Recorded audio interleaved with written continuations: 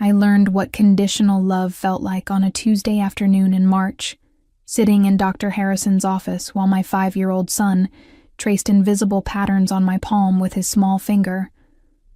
The fluorescent lights hummed above us, sterile and indifferent, as the cardiologist explained that Owen needed surgery within 3 months. Not someday, not eventually. 3 months.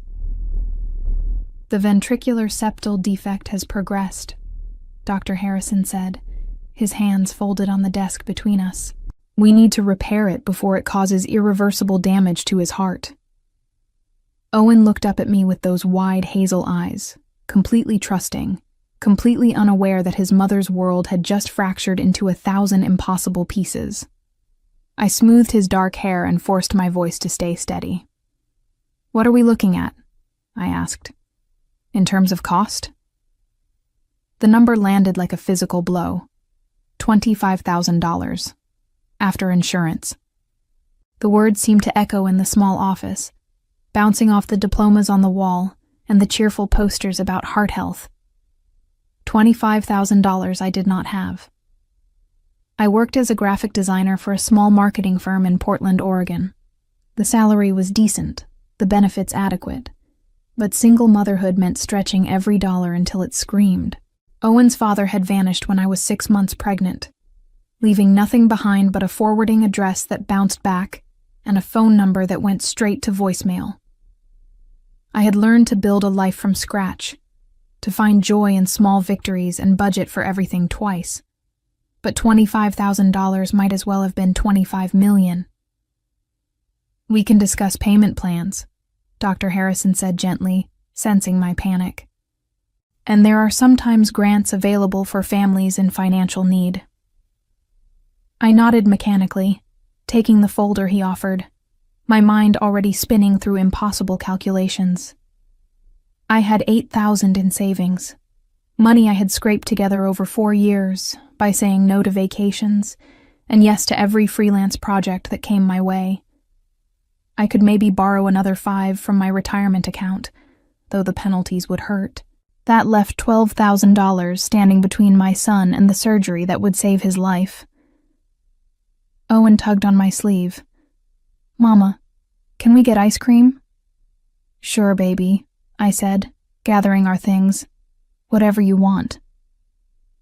We stopped at the little shop on Division Street, where they knew Owen by name, where they always gave him extra sprinkles without charging. He sat across from me in the booth, chocolate already smeared across his cheek, chattering about his kindergarten class and the frog they were raising from a tadpole. He had no idea that his heart was failing.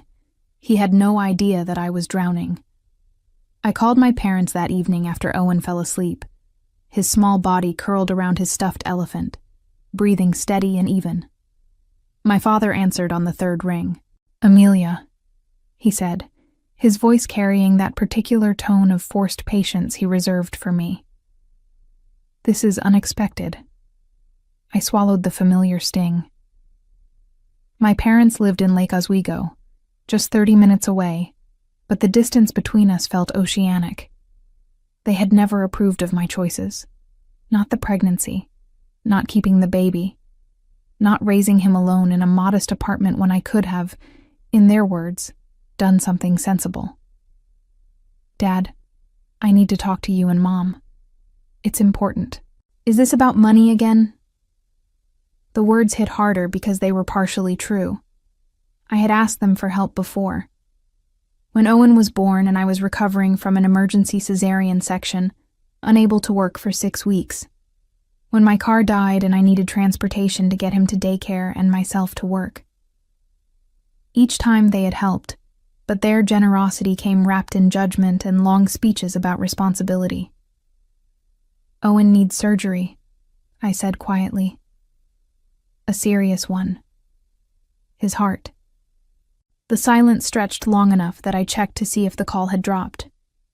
"How serious?" My mother's voice joined the conversation, sharp with something I wanted to believe was concern. I explained everything Dr. Harrison had told me, the medical terminology stumbling off my tongue, my voice cracking when I got to the timeline. 3 months. The surgery could not wait longer than 3 months. "And how much?" my father asked. "25,000. After insurance." Another silence. This one heavier, suffocating. "That's quite a sum," my father said finally. "What about the father?" "You know there is no father in the picture," I said, hating how small my voice sounded. "There hasn't been since before Owen was born." "Well, whose fault is that?" The cruelty was so casual it took my breath away. I pressed my palm against my mouth, willing myself not to scream, not to cry, not to give them the satisfaction of breaking me. "I'm not asking you to cover everything," I managed. "Just help me, please. He's your grandson." "We'll need to think about it," my mother said. "This is not a small request, Amelia. We have our own financial obligations." "He's 5 years old," I whispered. "He needs this surgery to live." "We'll call you back," my father said, and the line went dead. I sat in the dark living room for a long time after that, listening to the sounds of the city outside my window, feeling the weight of my failure pressing down on every side. This was my fault. All of it. I had chosen poorly, loved unwisely, and now my son would pay the price for my mistakes. They did not call back that night, or the next day, or the day after that. I threw myself into research, filling every spare moment with grant applications and fundraising ideas. I started a crowdfunding campaign with a photo of Owen grinning in his superhero cape, the one he wore constantly despite the worn fabric and faded colors. I wrote the description 3 times before I could get through it without crying. The donations trickled in slowly. $50 here, $20 there. Friends from work contributed what they could. My boss quietly added $1,000 and told me to take all the time I needed. But the numbers crawled forward with agonizing slowness, while the deadline raced toward us like a freight train. Owen started asking why we kept going to the hospital. He hated the blood draws, the endless tests, the way the nurses spoke to him in voices too cheerful to be genuine. I tried to explain in terms a 5-year-old could understand. But how do you tell your child that his heart is broken without breaking his spirit? "Will it hurt?" he asked one night, his small hand finding mine in the darkness. "You'll be asleep," I promised. "And when you wake up, you'll feel so much better. You'll be able to run and play without getting tired. Will you be there?" "Every single second," I said. "I'm not going anywhere." He fell asleep holding my hand, and I stayed there on the edge of his bed, watching his chest rise and fall, memorizing every detail of his face in case the worst happened, in case I failed him. My sister called on a Thursday evening, 2 weeks after my conversation with our parents. Victoria was 3 years younger than me, perpetually golden, perpetually favored. She worked in event planning, dating a man named Gregory, who came from the kind of old money that whispered rather than shouted. I answered the phone while stirring pasta sauce with one hand and checking Owen's homework with the other. "Amelia!" Victoria's voice bubbled with excitement. "I have the most amazing news." I pinned the phone between my shoulder and ear, reaching to turn down the heat on the stove. "What's going on?" "Gregory proposed. We're engaged. Can you believe it?" Something twisted in my chest, sharp and bitter. I forced enthusiasm into my voice. "That's wonderful, Vic. Congratulations. We're thinking a summer wedding. June, probably. Something elegant but not too stuffy. And the honeymoon. We've been looking at Italy. 3 weeks touring from Rome to Venice to the Amalfi Coast. Doesn't that sound incredible?"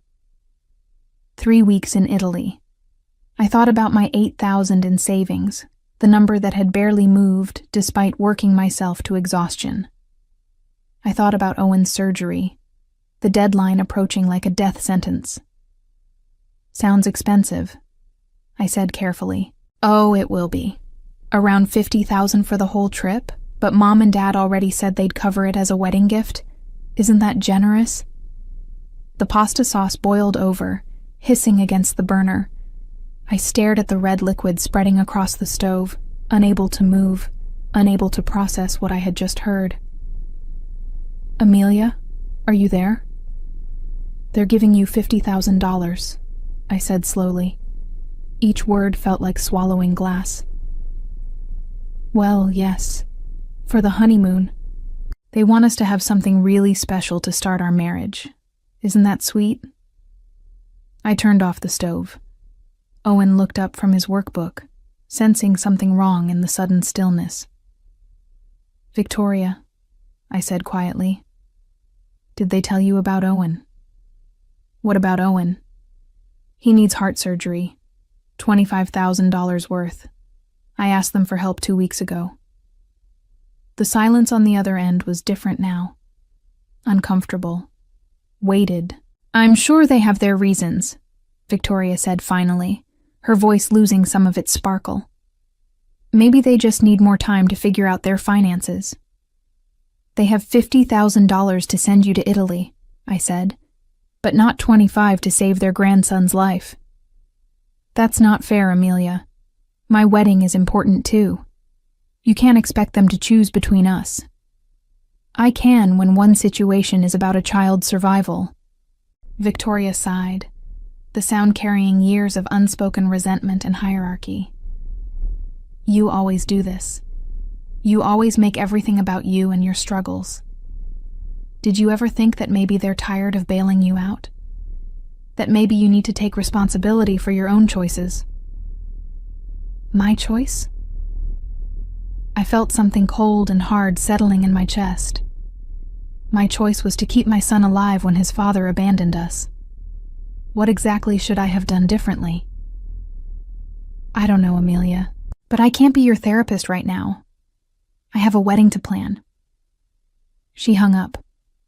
I stood in my kitchen, the burnt smell of tomato sauce filling the air, and felt the last fragile thread of hope snap clean through.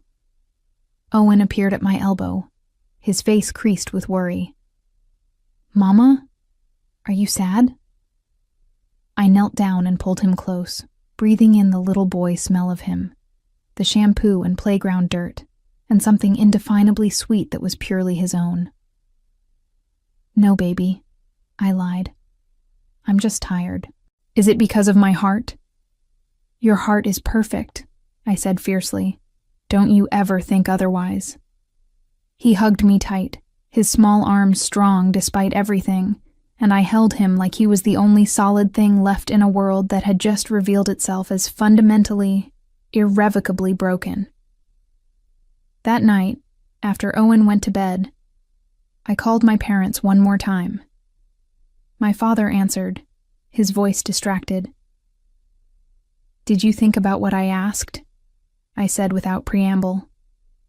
Amelia, we've discussed this. We simply don't have that kind of liquid capital available right now. But you have $50,000 for Victoria's honeymoon. The pause told me everything. That's different, he said finally. How? Explain to me how a vacation is more important than your grandson's life. Your sister's wedding is a once-in-a-lifetime event. My mother's voice cut in, cold and precise. We've been planning for this, setting aside funds. It's not the same as an emergency that just appeared. Owen's heart condition didn't just appear, I said, my voice shaking. It's been developing. The doctors have been monitoring it. This is the critical point where he needs intervention. This is his once-in-a-lifetime event. Except if he doesn't get it, there won't be a lifetime. Don't be dramatic, my father said sharply. I'm sure you can work out a payment plan with the hospital. They do that sort of thing. I've already talked to them. The payment plan still requires a significant down payment that I don't have. I'm trying everything. I have a fundraiser going. I've applied for grants. I'm working extra hours. But I'm still short, and time is running out. Then perhaps you should have thought about this before deciding to raise a child alone, my mother said. These are the consequences of your choices, Amelia. We can't be expected to fix every problem you create for yourself." The words hung in the air between us, poisonous and final. I had known my parents were disappointed in me. I had felt their judgment in every stilted conversation, every obligation visit where they held Owen at arm's length like he might contaminate them with the stain of my poor decisions. But I had never fully grasped until this moment how little I meant to them, how little my son meant to them. "I understand," I said quietly. "I won't ask again." "Don't be like that," my father said, irritation creeping into his tone. "We're not saying we won't help at all. Perhaps after the wedding, once things settle down, we can revisit this." "Owen's surgery is in 10 weeks, I said. "Victoria's wedding is in 4 months. The math doesn't work."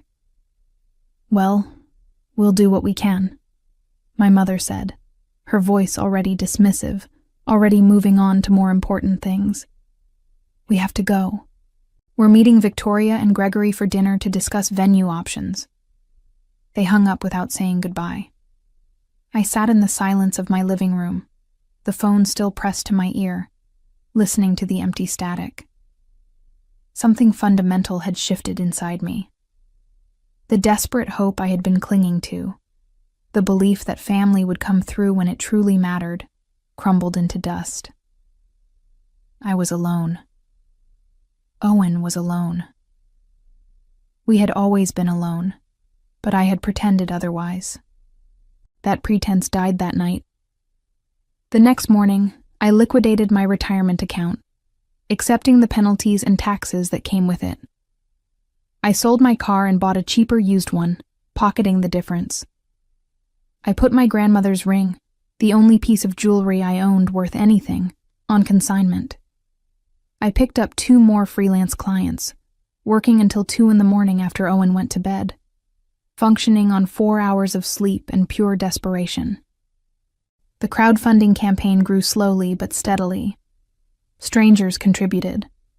People I had not spoken to in years found the link and donated what they could. My small community rallied in ways my family never had. By the beginning of May, 6 weeks after that first appointment with Dr. Harrison, I had scraped together $23,000. Close, so close, but not enough. I was sitting at my kitchen table on a Saturday morning, staring at the numbers for the 100th time, when my phone buzzed with a text from Victoria. It was a photo of her and Gregory on a beach, sunset painted gold and pink behind them. The caption read, "Venue hunting in Cannon Beach. Found the perfect spot for the ceremony." I stared at the image of my sister's happiness, her completely uncomplicated joy, and felt something dark and hard take root in my chest. It was not fair. None of this was fair, but fairness was a concept for people who could afford it, and I had learned I was not one of them. My boss found me crying in the bathroom at work on Monday. Helen was 15 years older than me, sharp-eyed and perpetually skeptical, but she had always been kind in her own gruff way. "What's the total shortfall?" she asked bluntly, handing me paper towels. 2,000, I admitted. "I'm 2,000 short." She was quiet for a moment, then pulled out her phone.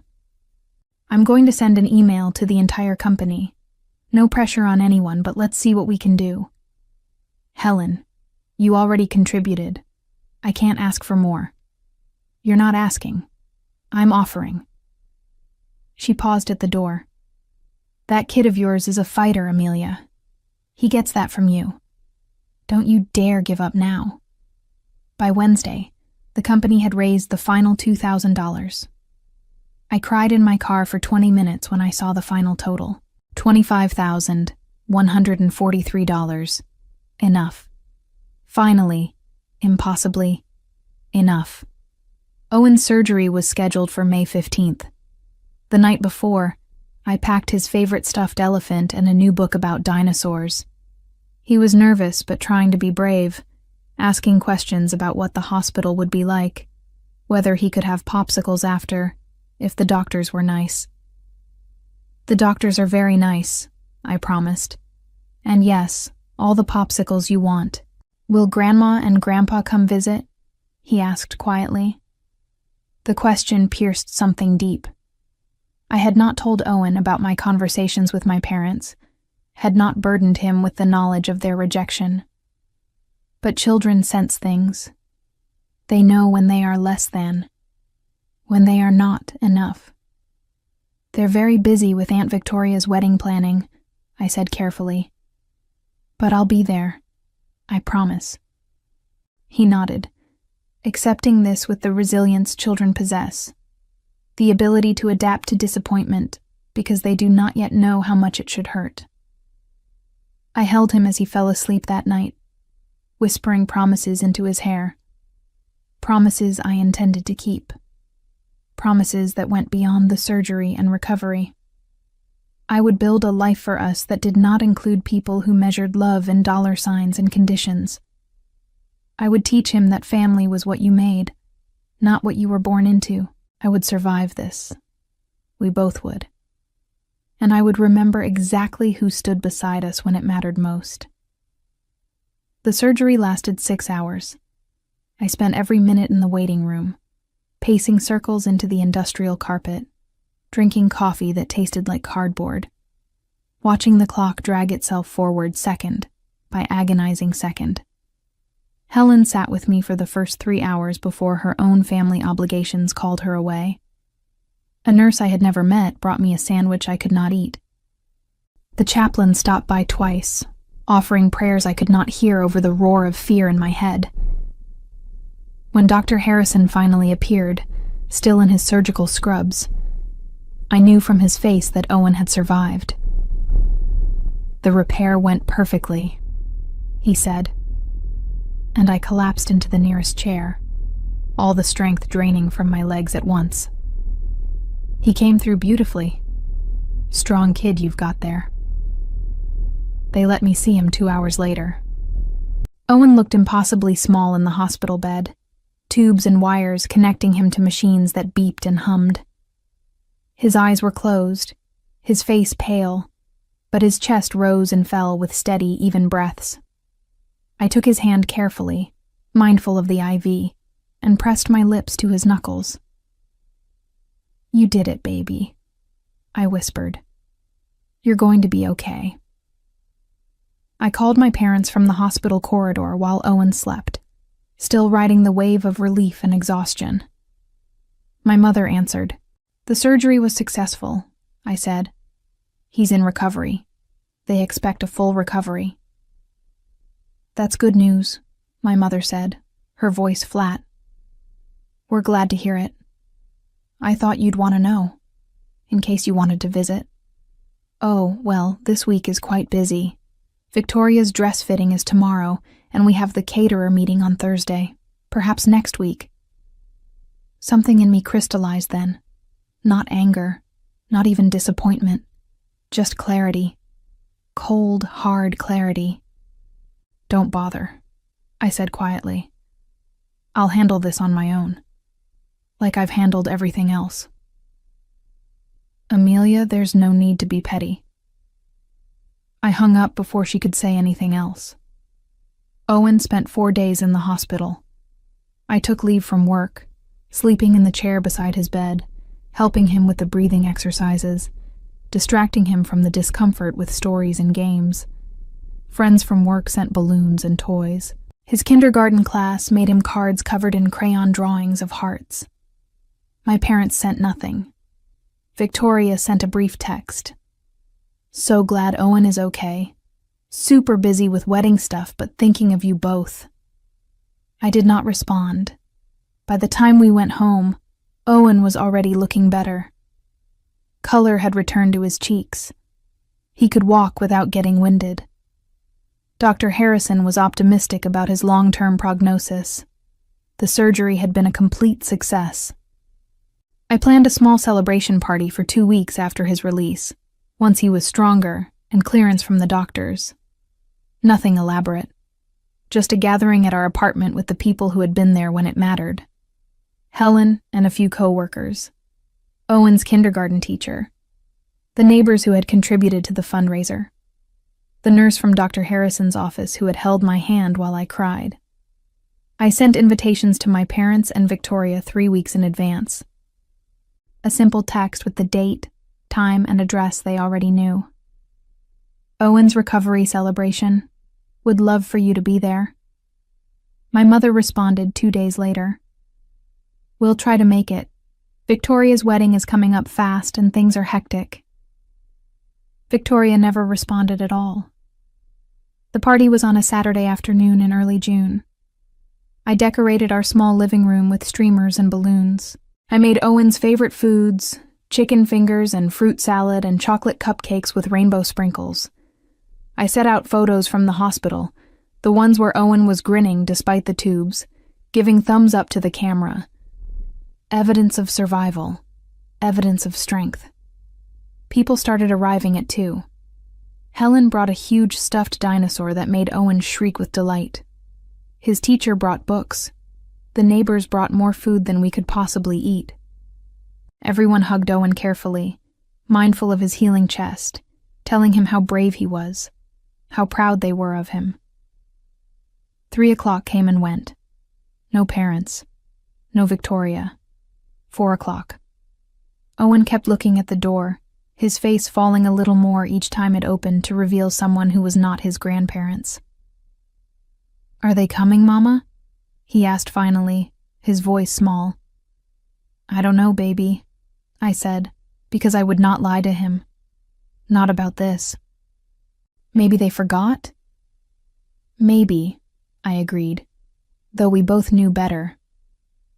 At 5, when the party was winding down and Owen was showing signs of fatigue, my phone buzzed. A text from Victoria. Not an apology, not an explanation. Just a photo of her and Gregory at what looked like a wine tasting, both of them laughing, sun-kissed and carefree. The caption read, "Pre-wedding celebration with my love." I stared at the photo for a long time, at my sister's radiant smile, at the expensive wine in her hand, at the complete absence of any acknowledgement that she had just missed her nephew's celebration. The nephew who had nearly died. The nephew whose life had been saved by the generosity of strangers, while his own family planned parties in Italy. Mama? Owen's voice pulled me back. Can we have cake now? Absolutely, I said, putting my phone away. Let's have cake. We sang happy birthday, even though it was not his birthday, because celebrations did not need reasons beyond survival. Owen blew out the candles and made a wish. Everyone cheered. Helen caught my eye across the room and gave me a small, knowing nod. These were my people. This was my family. The ones who showed up. After everyone left and Owen was asleep, exhausted but happy, I sat in my living room surrounded by the remnants of the party. Deflating balloons, half-eaten cake, cards and small gifts from people who owed us nothing but gave us everything. I thought about my parents in their big house in Lake Oswego, probably enjoying their Saturday evening with wine and good food and complete peace of mind. I thought about Victoria, preparing for a wedding funded by the same people who could not find $25,000 to save their grandson's life.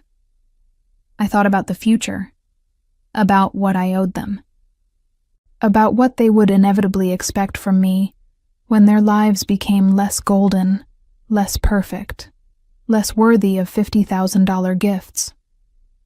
And I decided, sitting there in the quiet darkness, that I owed them nothing. Less than nothing. They had made their choice. Now I would make mine. The next day, I blocked my parents' number. I blocked Victoria's number. I blocked them on every social media platform. I deleted every photo of them from my phone except the ones that included Owen, and even those I archived where I would not have to see them. I was done. We were done. Life settled into a new rhythm over the following months. Owen grew stronger every day, his energy returning in bursts that left me breathless with gratitude. He started first grade in September, running onto the playground without the fatigue that had plagued him before. Dr. Harrison's checkups showed perfect healing.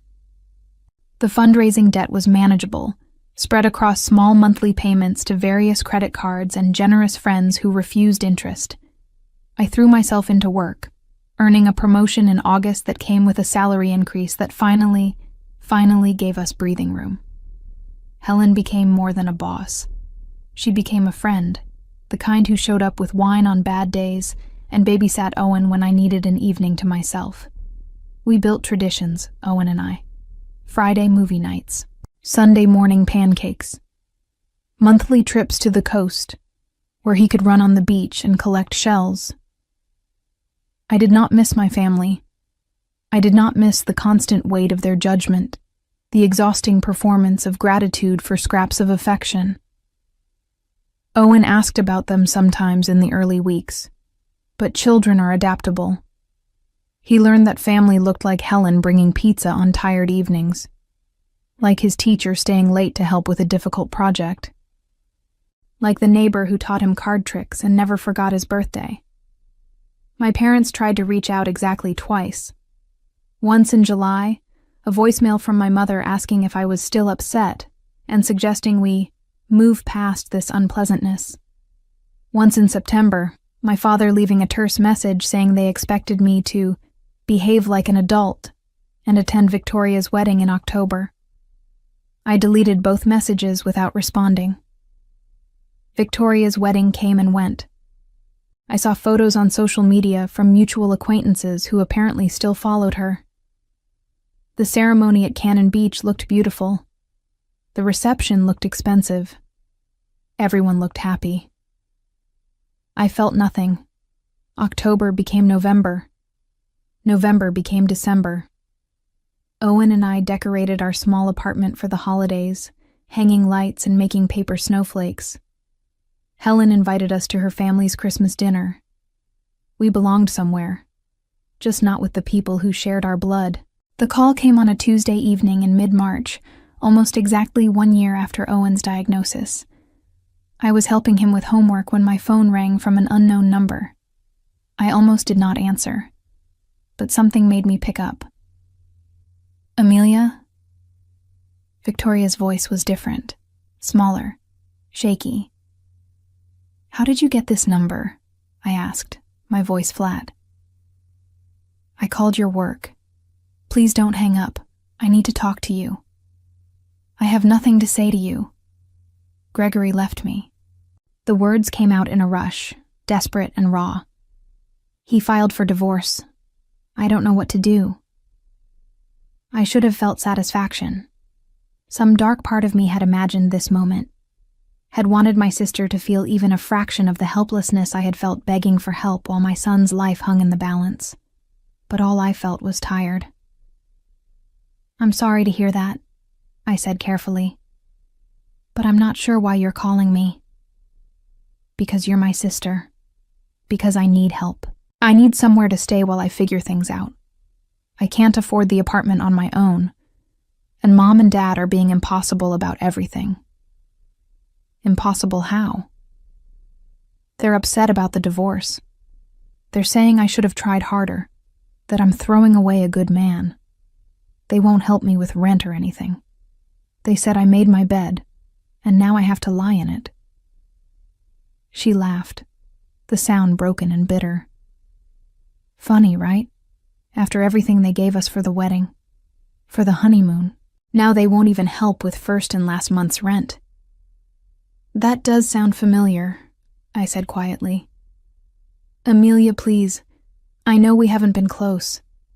I know I should have been there for Owen. But I need help. Can I stay with you? Just for a few weeks until I get back on my feet? The audacity was breathtaking, almost impressive in its complete lack of self-awareness. No, I said simply. What? No. You cannot stay with me. I won't help you. But I'm your sister. Are you? I kept my voice level, calm. Owen looked up from his homework, sensing the shift in atmosphere. I gave him a reassuring smile. Because sisters show up. Sisters care when their nephew nearly dies. Sisters don't skip celebration parties because they're too busy drinking wine and planning European vacations. That's not fair. You don't understand what I was going through. The wedding stress was... I don't care, I interrupted. I truly, genuinely do not care what you were going through. Do you know what I was going through? I was watching my son fight for his life while trying to scrape together money that our parents had but refused to share.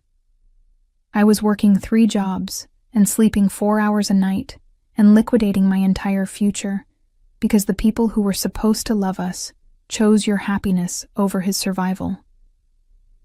It wasn't like that. It was exactly like that. And you know what the worst part is? You weren't even sorry. You never apologized. You never acknowledged what you did. You just kept posting your perfect life on social media while my son recovered from open heart surgery without a single member of his extended family bothering to visit. Victoria was crying now. I could hear it in her breathing. I'm sorry. I'm so sorry. I should have been there. You're right. But I'm asking now. I'm asking for help now. And I'm saying no, the same way you said no when I needed you. Please, Amelia, I have nowhere else to go. Then I suggest you figure it out. Apply for assistance, ask friends, find a cheaper apartment, get a roommate. Do all the things I did when I was desperate and alone. You'll survive. I did. I can't believe you're being this cruel. The word struck something in me. Cruel. As if boundaries were cruelty. As if refusing to light myself on fire to keep someone else warm was some kind of moral failing. I'm not being cruel, I said. I'm being fair. I'm giving you exactly what you gave me. Nothing. What about Mom and Dad? What am I supposed to tell them? Tell them whatever you want. I blocked them months ago. Their opinion means nothing to me anymore. You can't just cut off your whole family. Watch me, I said, and hung up. My hands were shaking. Owen had abandoned his homework, watching me with wide eyes. Who was that, Mama? No one important, I said, and it was not even a lie. Victoria called back immediately. I declined the call. She called again. Declined. She sent texts that I deleted without reading.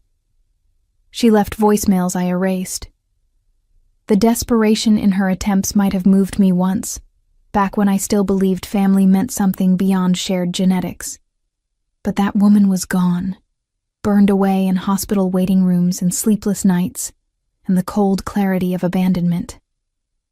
The next assault came from my mother 2 days later. She must have gotten my new number from the same source Victoria had used. Her voicemail was clipped and furious. Amelia, this is childish. Your sister needs help and you're being vindictive. I expect you to call me back immediately and work this out. Family helps family. That's what we do. I saved the voicemail. Not out of sentimentality, but as evidence. Proof of the hypocrisy. The complete lack of self-awareness. Family helps family, she said, as if she had not refused to help when it actually mattered. As if $25,000 for a child's surgery was somehow less worthy than $50,000 for a vacation.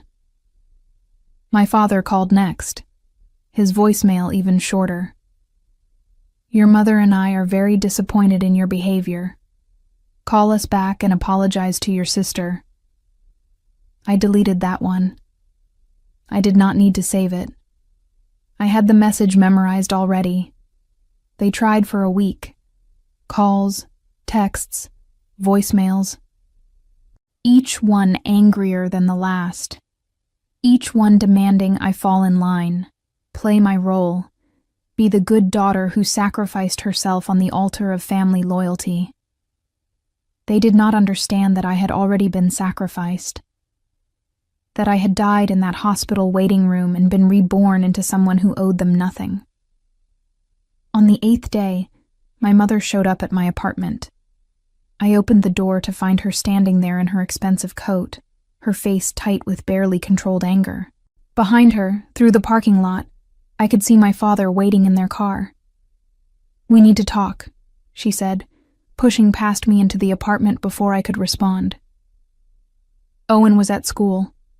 The apartment was quiet, tidy, filled with signs of the life I had built without them. Photos of Owen and me at the coast, his artwork on the refrigerator, Helen's spare umbrella by the door. "You shouldn't be here," I said, leaving the door open. An invitation for her to leave. "Your sister is suffering," my mother said, turning to face me. "She's going through a divorce. She needs family support." Where was family support when Owen needed surgery? I asked quietly. "Oh, for God's sake, are you still harping on that?"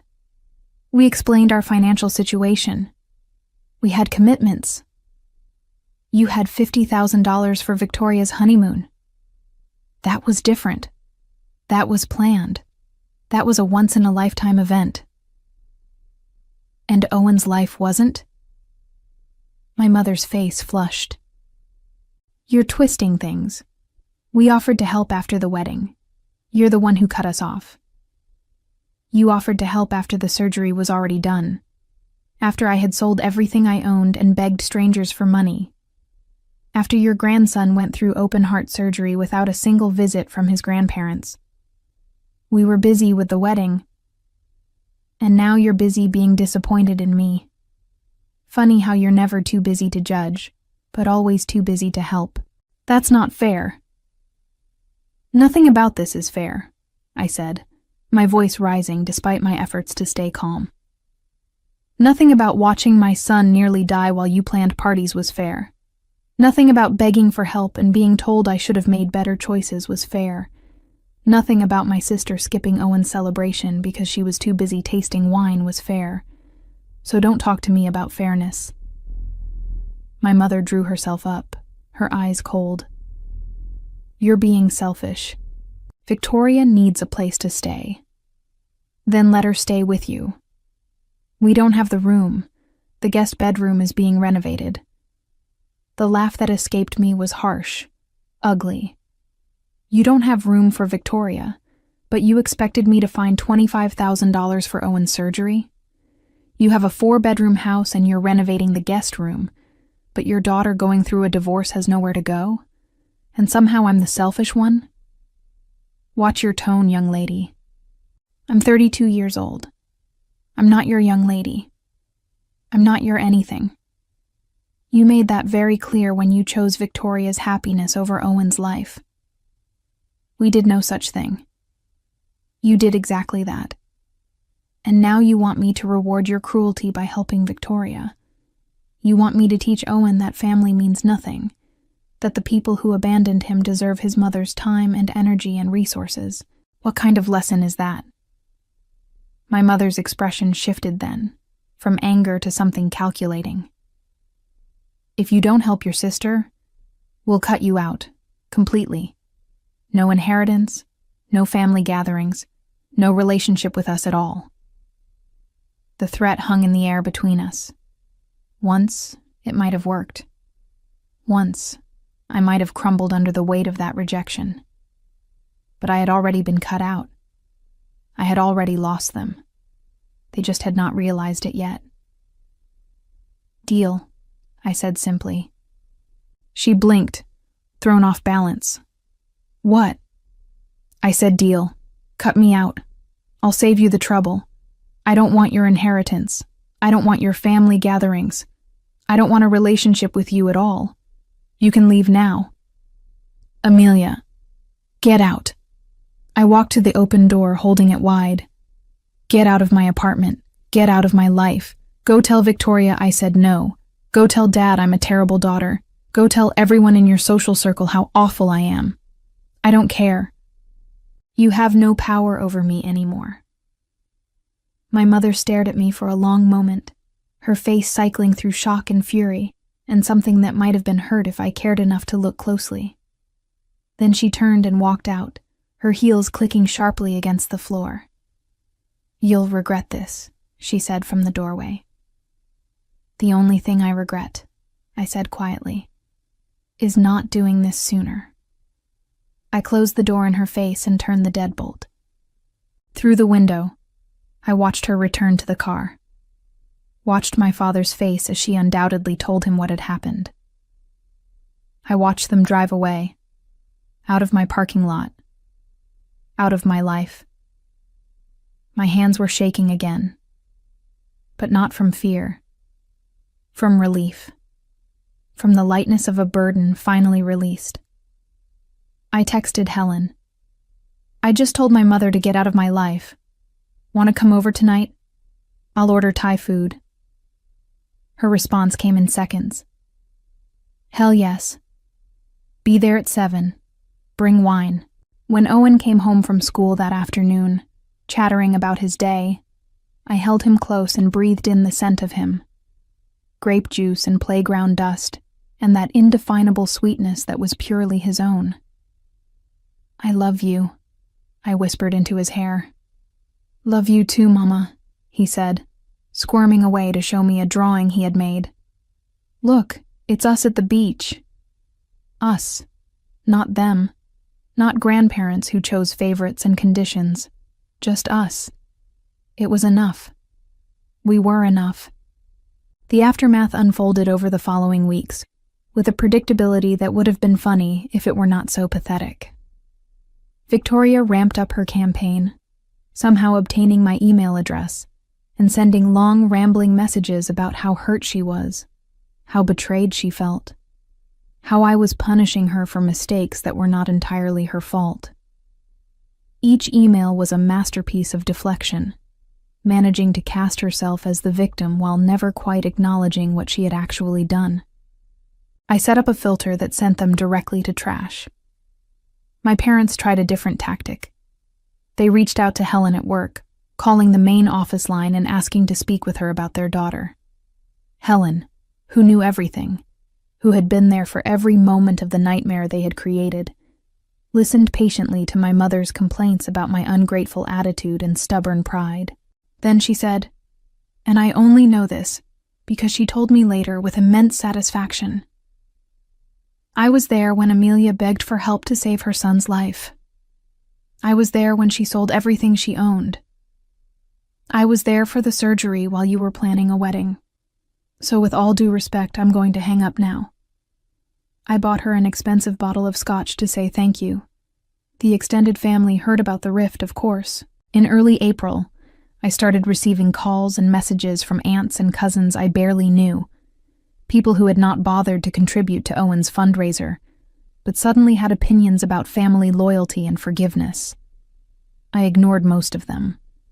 To the few I did respond to, I simply forwarded the crowdfunding campaign from the previous year. "If you're concerned about family," I wrote, "you can donate to help pay off the medical debt we're still carrying. Otherwise, I'm not interested in your input." None of them donated. All of them stopped calling. Owen's 7th birthday came in May. We had a party at a trampoline park with his friends from school. Helen came, and his teacher, and several neighbors. We ate pizza and cake. Owen was flushed and happy, bouncing with energy that would have been impossible before the surgery. I took 100 photos, documenting his joy, his health, his life. My parents did not call, did not send a card, did not acknowledge his birthday at all. "Did Grandma and Grandpa forget?" Owen asked that evening, his voice carefully neutral in the way children learn when they are trying not to show they are hurt. "I think they're just busy," I said, which was technically not a lie. "That's okay," he said, though his eyes were too bright. "I like our parties better anyway." He was learning the lesson I had hoped to spare him. That blood does not guarantee loyalty, that some people will fail you in ways that leave scars. But he was also learning the more important lesson, that you could build your own family, that love was a choice, not an obligation, that showing up mattered more than sharing DNA. In June, I got a letter from a lawyer. Not divorce papers or a lawsuit, nothing quite that dramatic. Just a formal letter on expensive letterhead, informing me that I had been removed from my parents' will.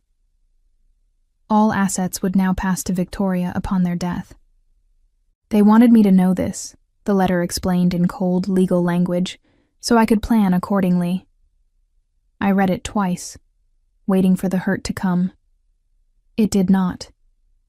I felt nothing beyond a mild curiosity about how much money they thought this threat would carry, as if I had been counting on an inheritance, as if I had been building my life around the expectation of their eventual generosity. I filed the letter away and forgot about it. Summer arrived. Owen thrived. We took a week-long trip to the coast in July, staying in a cheap motel and spending every day on the beach. Owen learned to boogie board. I read 3 novels cover to cover without interruption. We ate fish and chips and soft-serve ice cream. We built sandcastles and collected agates. We were happy. In late August, a year and a half after Owen's surgery, I received one final message from Victoria. It was different from the others. Shorter. Less desperate. Just a simple text. I hope you're happy with yourself. You've destroyed this family. I stared at the message for a long time, thinking about all the ways I could respond. I could list her failures. I could itemize her cruelty. I could explain once again exactly how she and our parents had destroyed the family long before I walked away from the wreckage. Instead, I wrote back, I am happy. Happier than I've ever been. I hope someday you understand why. Then I blocked her number for good. The truth was, I was happy. The weight I had been carrying for my entire life, the constant effort of trying to be good enough, trying to earn love that should have been freely given, was gone. I had chosen myself. I had chosen Owen. I had chosen the people who actually showed up, and in doing so, I had found something my family never gave me: peace. Owen started 2nd grade in September. He made the soccer team, something that would have been impossible before the surgery. I stood on the sidelines with the other parents, cheering as he ran up and down the field, his face bright with effort and joy. Helen appeared beside me with coffee. He looks great, she said, nodding toward Owen as he stole the ball and kicked it toward the goal. He is great, I agreed. Dr. Harrison says his heart function is perfect, like the defect never existed. And how are you doing? I considered the question. Really considered it. A year and a half ago, I had been drowning, desperate, alone in all the ways that mattered.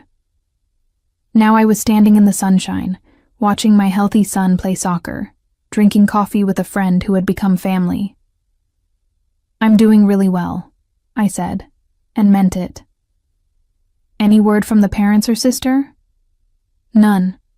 I blocked the last of their numbers in August. It's quiet now. Helen nodded approvingly. Good. You don't need that poison in your life. She was right. That was what they had been. Poison. Slow-acting and insidious, making me doubt my worth, question my choices, feel grateful for scraps. Removing them from my life had been like removing a tumor. Painful in the moment, but necessary for survival. October brought news through the grapevine of mutual acquaintances. Victoria had apparently moved back in with our parents, after failing to find affordable housing on her own. The friend who told me this seemed to expect some reaction, some vindication or gloating. I felt neither. I hope she figures things out, I said, and meant it. Not because I forgave her, but because her struggles no longer had anything to do with me.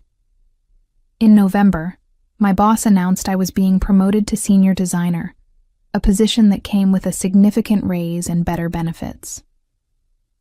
The team took me out to celebrate at a nice restaurant downtown. We ate good food and drank better wine and laughed until my face hurt. These people knew my story. They had been part of it. They had helped save my son's life while my blood family had chosen parties and trips. "Speech!" someone called out, and others picked up the chant. I stood, slightly tipsy and overwhelmingly grateful. "I just want to say thank you. For everything. For the past 2 years especially. You all showed me what family really means. It's not about who shares your DNA. It's about who shows up when everything is falling apart. You all showed up. You all saved us. And I will never ever forget that." Helen raised her glass. "To chosen family."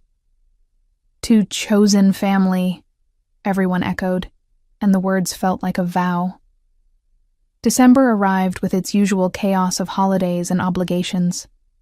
I decorated our apartment with Owen, stringing lights and hanging stockings. We baked cookies and watched terrible Christmas movies.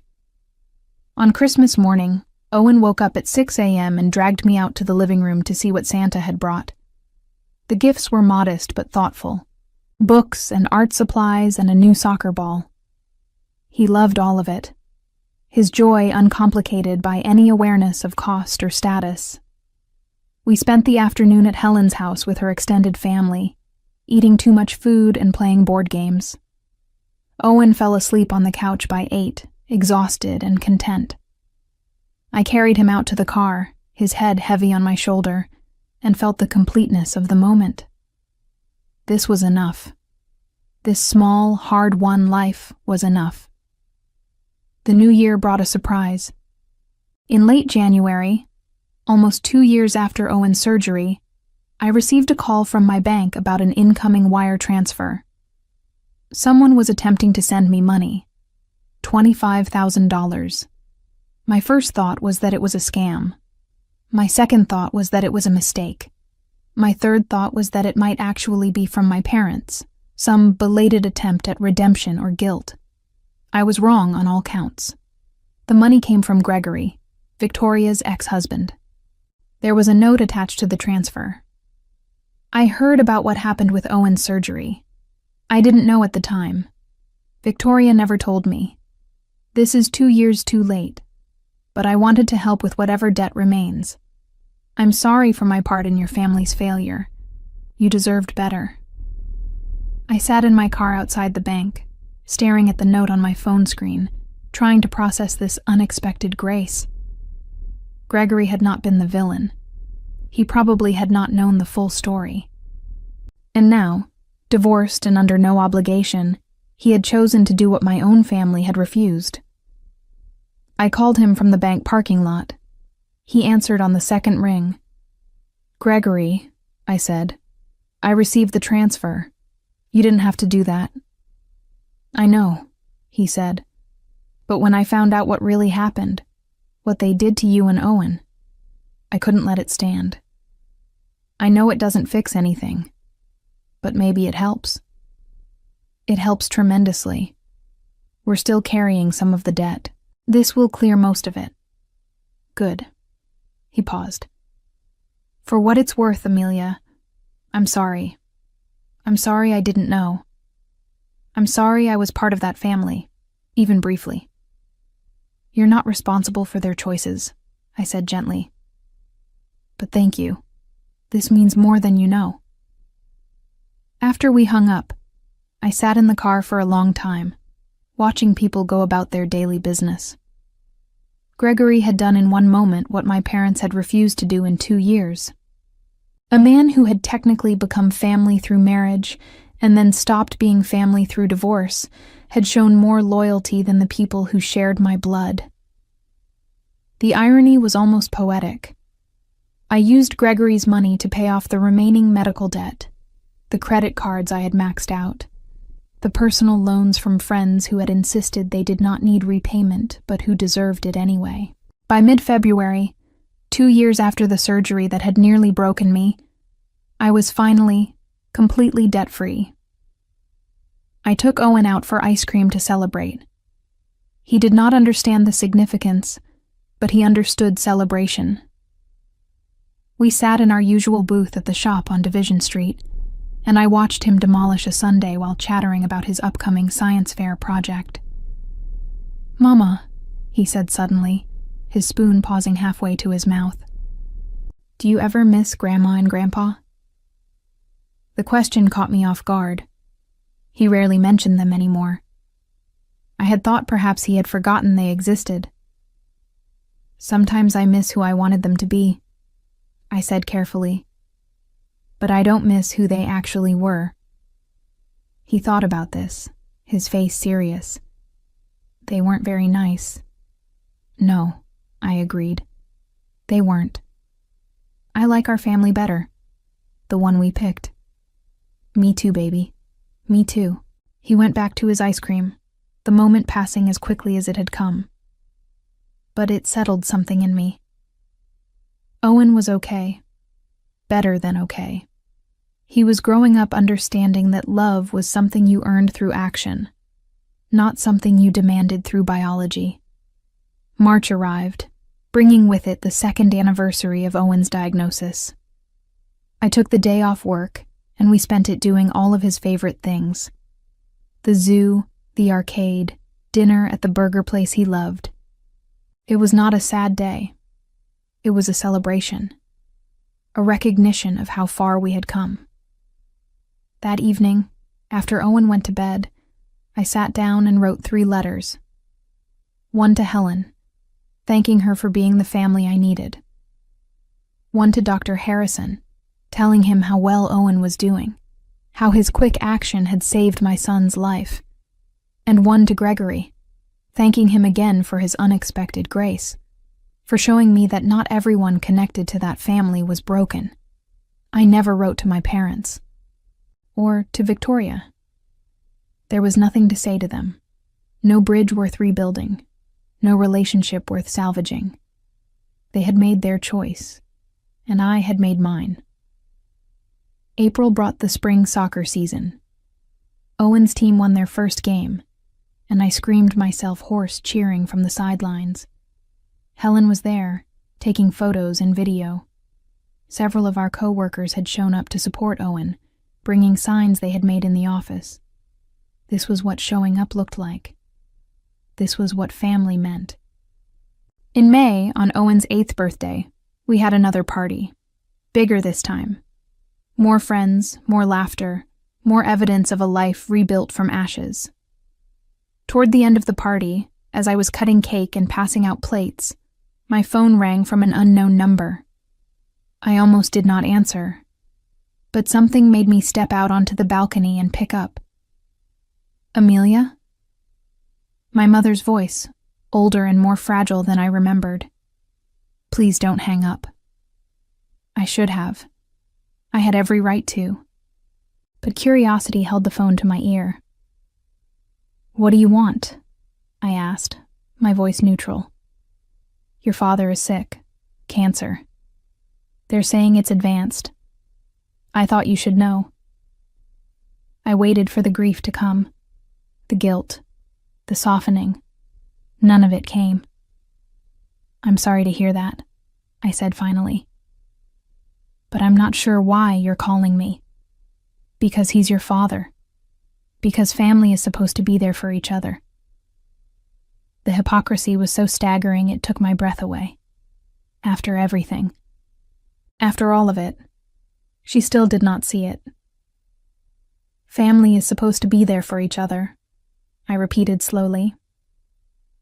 "Where were you when Owen needed heart surgery? Where were you when I was selling everything I owned to save his life? Where were you at his celebration party? Where were you for any of his birthdays?"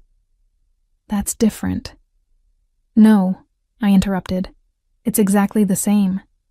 You're asking for something you refused to give. You're demanding loyalty you never showed. And I'm giving you the same answer you gave me. No. Amelia, please. I hope Dad gets better. I genuinely do. But I won't be there. I won't visit. I won't help. You made it very clear 2 years ago that family only matters when it's convenient for you. So I'm returning the favor. Family only matters to me when it's convenient. And this isn't. You'll regret this. When he's gone, you'll regret this. Maybe, I said. But it will be my regret to carry, just like Owen's surgery was my burden to carry alone. Goodbye. I hung up and turned off my phone. Through the sliding glass door, I could see Owen with his friends, laughing at something Helen had said. I could see the remains of cake and ice cream, the pile of gifts, the evidence of a child who was loved and celebrated by people who chose to show up. My mother was right about one thing. I would carry regret. But not the kind she thought. I regretted the years I spent trying to earn love that should have been freely given. I regretted the energy I wasted hoping they would change. I regretted not walking away sooner. But I did not regret this moment. This choice. This final, definitive closing of a door that should have been closed 2 years ago. I went back inside and rejoined the party. In the months that followed, I heard through distant acquaintances that my father's cancer progressed rapidly, that he died in late summer, surrounded by family. Victoria and my mother, presumably. Maybe some cousins. People who had decided that particular moment warranted their presence. I did not attend the funeral. I sent no flowers, no card, no acknowledgement at all. Victoria tried to reach out one last time, a bitter voicemail calling me heartless and cruel, saying I would have to live with myself. She was right. I would have to live with myself. And I had discovered something remarkable. I could live with myself quite well, better than I ever had when I was trying to earn the love of people who weaponized it. My mother tried to visit my apartment 3 months after the funeral. I did not open the door. She stood in the hallway for 10 minutes, knocking and calling my name before finally leaving. She looked older, frailer, broken by losses I had not caused, but had certainly stopped preventing. Victoria stood beside her, her face hard with anger and something that might have been envy. They had each other at least, the favored daughter and the mother who had chosen her. They could comfort each other with stories about my cruelty, my selfishness, my failure to perform the daughter role properly. They could bond over their shared victimhood, never quite examining their own choices. I hoped, distantly and without much conviction, that they might learn something, that they might realize love could not be conditional and arbitrary, that children were not commodities to be invested in based on expected returns, that showing up mattered more than grand gestures. But I did not hold my breath. Owen and I continued building our life. He excelled in school. His heart remained strong. We took vacations within our budget and splurged occasionally on things that mattered. We had family dinners with Helen and her kids. We celebrated holidays with the chosen family that had proven their loyalty through action, rather than blood. On quiet evenings, when Owen was asleep and the apartment was still, I sometimes thought about the woman I had been 2 years ago. Desperate and drowning, begging for help from people who measured love in spreadsheets. I felt tender toward that woman, sad for her suffering, proud of her survival. But I did not miss her. I did not want to go back to being someone who needed permission to exist, who sought validation from people who hoarded it like currency. I had become someone else, someone harder, maybe, definitely less trusting, but also someone who knew her worth was not determined by other people's willingness to acknowledge it. Someone who understood that the best revenge was not destruction, but indifference. Not caring enough to hate, just living well without them. Victoria lost everything she had built with Gregory. She moved back into our childhood home, dependent on a mother who had proven she only loved her when she was winning. She had traded a partnership for a golden cage, and the bars were closing in. She had spent $50,000 on a honeymoon for a marriage that lasted less than 2 years, and she had nothing to show for it but photos and regrets. Her career in event planning faltered as her divorce became public knowledge in their social circles. The friends who had celebrated her perfect wedding disappeared when perfection cracked. She was left with exactly what she had given me. Nothing.